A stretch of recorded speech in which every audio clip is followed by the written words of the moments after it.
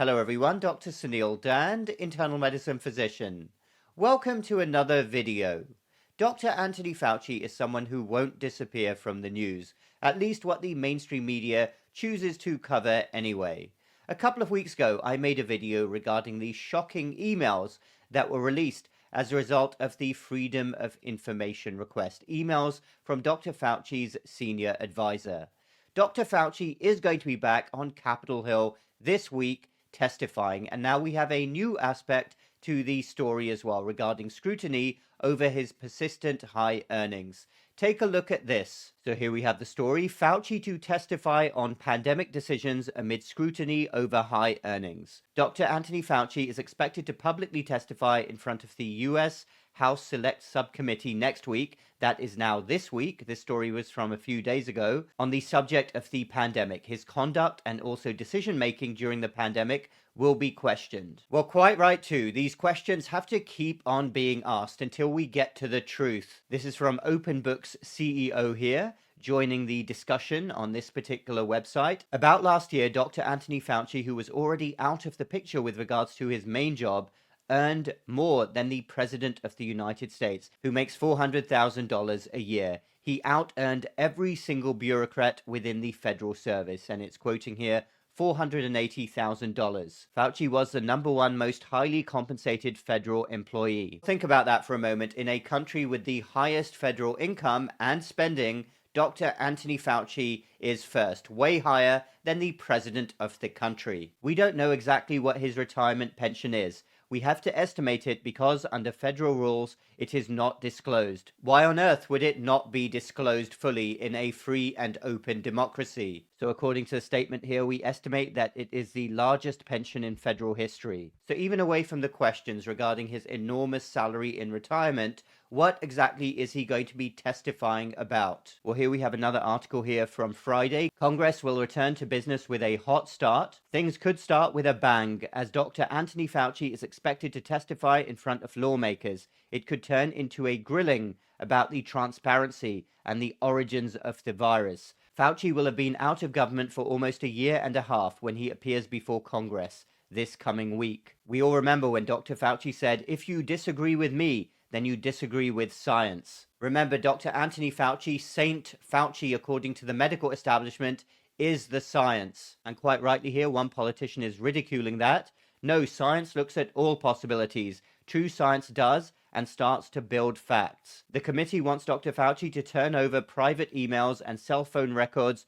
from when he was captaining the US's response to the virus. Well, I hope that actually does happen, because he wasn't just leading the United States response, but the response of the entire Western world. Dr. David Morenz, that was the subject of my video a couple of weeks ago, openly talked about ducking records requests, remarking about other officials, and messaging Dr. Fauci on his private email to shield it from public records laws in messages obtained by the committee. Well, that sounds about right. Wouldn't that be what you expect from doctors leading a pandemic response, wanting to message each other in private to avoid public record requests? These are public officials. If that doesn't sound a bit odd and shady, then I don't know what does. Dr. Morenz, that is Dr. Fauci's senior advisor, said, "I've already apologized for making snarky and profane comments, but I made them thinking it was on my private email in a manner that was just between a small group of friends." Well, isn't that what they all say when they are caught? Remember, this isn't a private citizen. This is somebody in public service. The messages fueled speculation that the theory of how the virus originated in a lab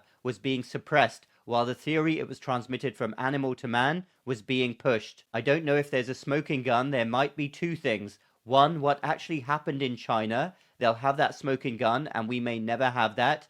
Two, why were they trying to create a single narrative? What was the motive behind that? This elected representative on the committee said. Well, we will see what actually happens with this testimony from Dr. Fauci, and I will certainly be keeping you posted, because the only way that public officials in any arena will ever be held to account is if we have some brave politicians who keep pushing, is if we have people you, the general public, that refuses to stop talking about this.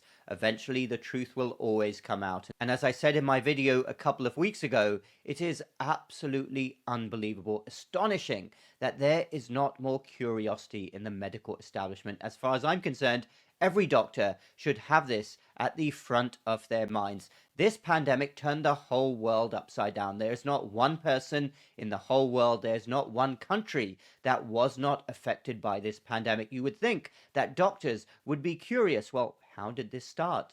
Let's get to the bottom of this. Let's keep pushing and pushing, because if we don't, it might happen again. But no, there is almost zero intellectual curiosity from the medical establishment. On the contrary, they want to not talk about it. Everywhere Dr. Fauci goes, I'm talking about academic medical centers, universities, he is greeted with standing ovations. Awards keep being given to him, prestigious honors, supposedly prestigious honors. And that, my friends, says more for the medical establishment and the doctors who lead us than it does about Dr. Anthony Fauci. We are completely led by the wrong people, and the medical establishment has no interest whatsoever in pursuing this very important story, because public officials in any arena should be held to account in a supposedly free and democratic country. And as for the mainstream media, we like to say that we have a free and democratic country with free press, but the mainstream media, it is very clear, they don't want to talk about Dr. Fauci in a negative way, despite all of these questions. Why don't they want to do that? Who is wanting to protect him? What is the agenda here in not wanting to get to the truth when we have so much evidence that bad things may have happened, that there may have been a definitive narrative that was pushed right from the beginning, that things were not as they seemed? Was there a high-level deliberate cover-up of the pandemic virus origins? Why would this not want to be a story that the mainstream media would rigorously want to pursue? It is so odd. So it takes a few brave politicians, it takes the general public to hold people like Dr. Anthony Fauci to account. But it is an utter disgrace that this is not headline news, and every mainstream media outlet doesn't want to run with this story, given the devastation that the pandemic response caused to everybody in the world. That's all I've got to say about that, but I will be keeping you posted. Thanks everyone for watching. Feel free to comment down below. Let me know your thoughts. Hit the like button if you like this video, and the bell button for more similar videos in the future. We will speak again very soon.